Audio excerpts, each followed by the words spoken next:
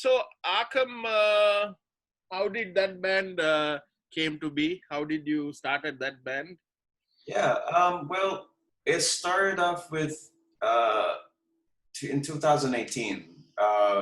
Me and my guitarist Samir's, we had a side project with another band, like a couple of guys, but and then of course like it didn't really work out in the end. So we kind of went, hiatus for a while, for probably a couple of months only, less than a year. And then he calls me up and said, "Hey Jay, miss playing with you, man. It's been a while." So I said, "All right, screw it.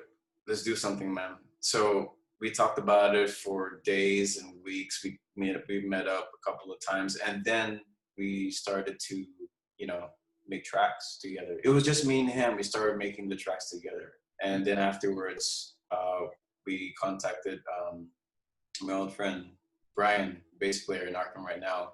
Right. Because we kind of have this mutual respect for each other. So I called him up and said, "Hey man, me and Sam are trying to start something here. If you want to join us, it'll be cool." And then afterwards, I asked him, "Hey man, is JM still around?"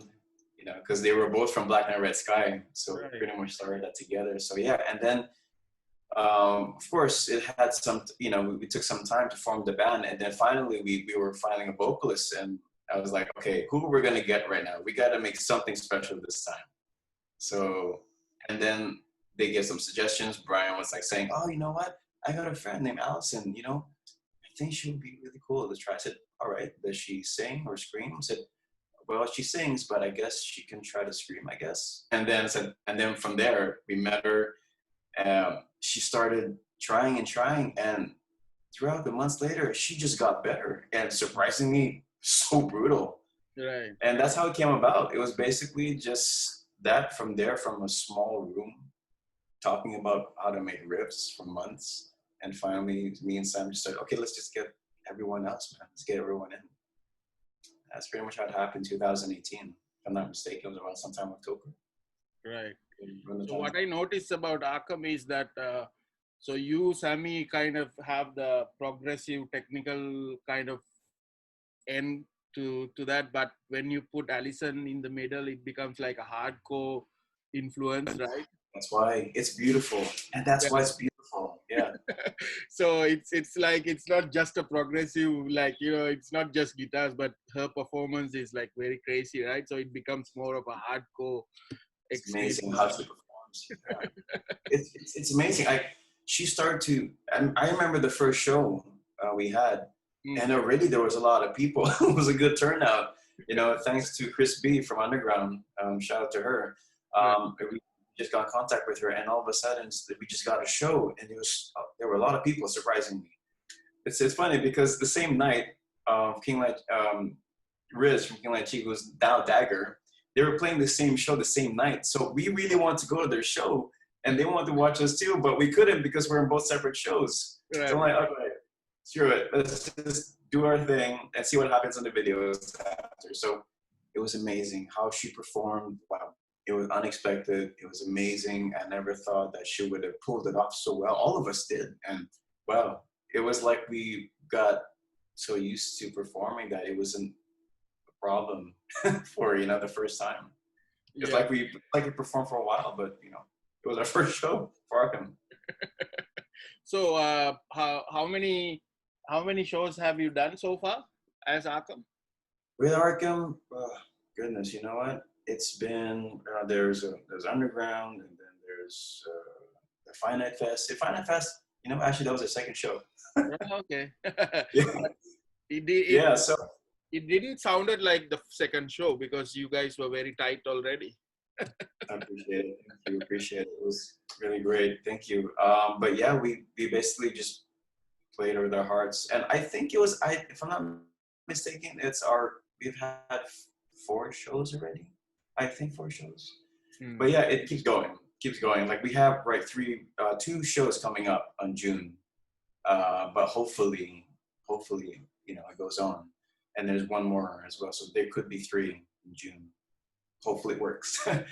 Well, hopefully we can get to play. But yeah, not a lot, but it's getting there, man. Yeah, not a lot. Yeah. So, how many? How about writing original? So, how many songs have you written, and what's the process of writing the songs, and what does influence you to those songs? Uh, well, we have 6 songs composed Hmm. to play out live originals, and we have we are actually practicing 2 more of a special set of songs, which is from Black Night Red Sky. Hmm. Okay, it's some spoilers, but yeah, we have songs from Black Night Red Sky that we would like to claim it because it was never really published. So we're gonna Right. claim it. It's something that we really want to put since James and Brian know the lines by heart, like every beat. So it's like, you know what, we might as well just do it. And then there's another 2 songs we're making right now. So there's there's quite a number right now, being practiced and in the works. So like the one that you heard on the video, that's basically a clip of our song that's coming up. So we're working on it. Uh, Yeah. uh, any songs? What sort of songs do you cover? Any songs or? No. Hmm. It was all originals. We like to keep it like for now, like just keep composing our music that we love to express from, it's coming out of our heads. I mean, we would love to cover some cool songs, but will take some time to practice. But right now, I guess maybe the focus is more on making music, coming from us, Hmm. to be heard from our kind of style, our music. So it's really just, something that we love to do. We love everyone to actually, hear us out. This is what we think, what we want to do. The process of writing. So me and Sam, again, we just love writing. Hmm. And then of course, Jam just recently got into MIDI drums. So what we're doing right now is basically me and Sam will write the body of the songs, and then later we'll let the band hear it, and then Jam will basically put his feel into it. And so we've come into agreement that we'll hear out the song together, and then from there we can all have a listen and say, oh, I think this part can, change and all that. So basically, it's a team effort, but then of course, the thing is, me and Sam have the tools to actually create the songs. Plus, we're very driven, just writing the body of the whole song already. And then, of course, because it's different from like just writing the song, and then if you come in the band room and you're writing a song together, coming up, with the impulsive thoughts. I mean, that's great, but it would take hours to write, and it would be great for if we had all day or days to write, we would probably sit down and just keep writing. But unfortunately, we only have a couple of hours until we have to head home, and then we got to work the next day. So Channa is like more like a good convenience part for everyone. So me and Sam pretty much took the part of like just making the song. Since we love writing, we're pretty much almost writing almost every day if our Right. spare time is not working. So pretty much like that, yeah. The contribution comes right after everything's been sent out to the guys, and then they hear it out. Then we'll just see what can change or what we want to do. So something like that. Yeah. When I saw Sammy, I mean, uh, if you see him like without his guitar, you wouldn't think that he's like that crazy guitarist, I right? know. Because I when know. he starts playing, it's like, wow, it's like a very cute, but he's so extreme, right? He's extreme. The guy is extreme. He's crazy. You saw his videos. My goodness, that guy is insane.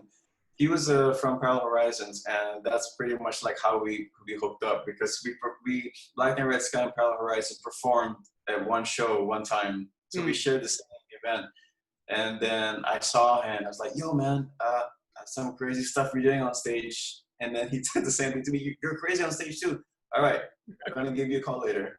So then there, then we hit it off from then, and that's how we formed this whole, the mutual understanding for each other of writing. So he's Yeah. really good at what he does, man. Yeah, and then you have James. I think James the youngest member of the group. Oh, Nope. I think I'll be Brian. I think Brian's the youngest one, and he's a very good-looking man. So, so yeah, he's the youngest. But yeah, I think it was no. James is not the youngest, but James hits the hardest in drums that I know. yeah, yeah. How do you contain him? Because I know that he's more like he plays like punk. And then he does a lot of punk stuff with Oi Squad. He played with Oi Squad, right? And then also I remember he did this United Rage. Also, he did the video with the United Rage, the Rage. Yeah, I saw that too. Yeah. Right? So he's like, do you have to like calm him down to to a certain level, or it's like you let him play? To be honest, man, you know how sometimes some drummers, how he said, I want you to be out there. For Jam, it's a different story. It's like, I need you to calm down for 1 second and burst out. You know, it's like you gotta put a leash on him because he hits hard, but he's fast and he's aggressive. So, you know, we need that as well. But of course, sometimes you gotta tell him, yo, man, hold up, you might break the drums, man.